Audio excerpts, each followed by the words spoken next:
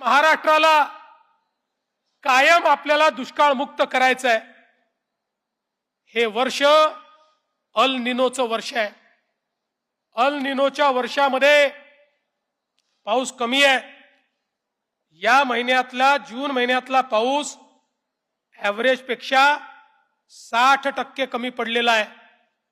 त्यामुळे अशाही परिस्थितीमध्ये आपल्याला जर योग्य पद्धतीने शेती करायची असेल तर आपल्याला पाण्याचं संरक्षण उभं करावं लागेल।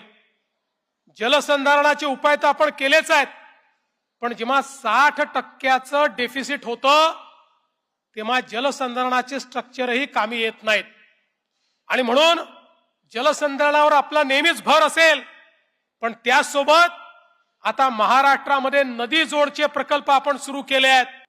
विदर्भामध्ये वैनगंगा नळगंगेचा प्रकल्प करून त्या ठिकाणी संपूर्ण विदर्भाला 500 किलोमीटरची नवीन नदी आपण तयार करतो आणि या नदीच्या माध्यमातून विदर्भाचे 11ही जिल्हे कायम दुष्काळ मुक्त करण्याचं काम आपण करतो। दुसरीकडे उत्तर महाराष्ट्र आणि मराठवाडा गोदावरीचं खोरं जे आमचं तुटीचं खोरं आहे, पण सगळ्यात मोठं खोरं आहे आमच्या कोकणातल्या पश्चिमी वाहिनीच्या ज्या नद्या आहेत, ज्याचं पाणी थेट वाहून समुद्रामध्ये जातं।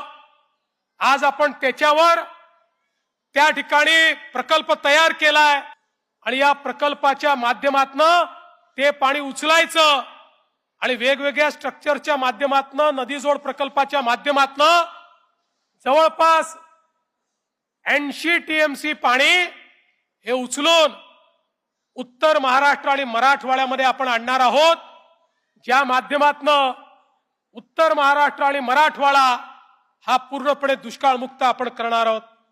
त्यासोबत आपल्याला माहिती आहे कोल्हापूर सांगली या भागामध्ये सातत्याने महापूर येत असतो।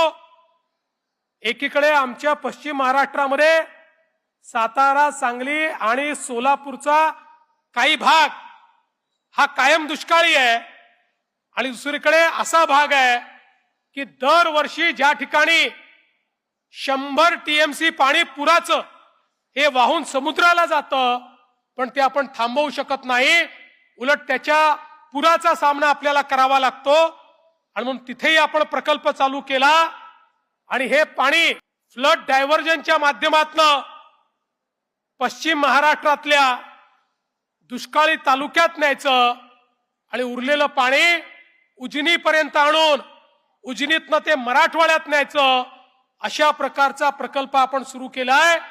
या सगळ्या प्रकल्पाच्या माध्यमातून पुढच्या काळामध्ये महाराष्ट्राला दुष्काळ मुक्त आम्हाला करायचं आहे।